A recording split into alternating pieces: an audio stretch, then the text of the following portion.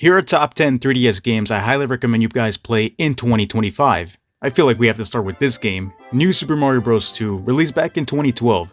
It is a sequel to New Super Mario Bros. And focuses heavily on collecting coins, with the main goal being to save Princess Peach from Bowser.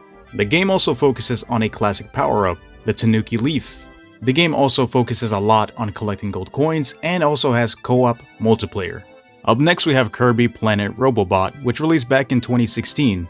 The gameplay involves using Kirby's classic copy abilities alongside a new, customizable mecha suit called the Robobot Armor, which can gain powers by scanning enemies. The story has a futuristic robotic theme, and the game features multiple, difficult levels, numerous stages, and a bonus sub-game, similar to Team Kirby Clash and Kirby 3D Rumble.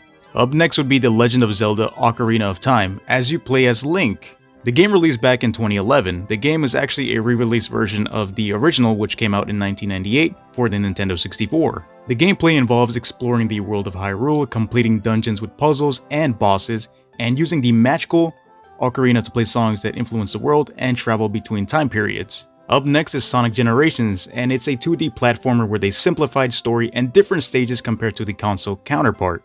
It features both modern Sonic and classic Sonic, and it actually plays like a rush game if you ask me. Of course, with modern Sonic, the whole gimmick is his boosting, and of course with classic Sonic you have the spin dash. And we can't leave out the homing attack. Next would be Mario Kart 7, which also released back in 2011, and this is a racing game that introduced new features like hang, gliding, and underwater driving.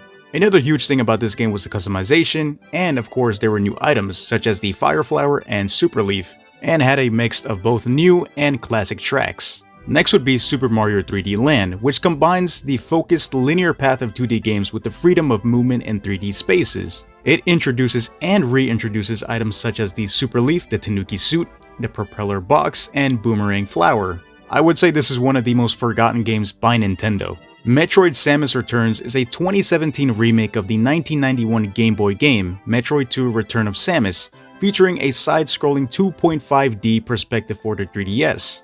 The game follows Samus on her mission to destroy the Metroid species on its home planet, SR-388.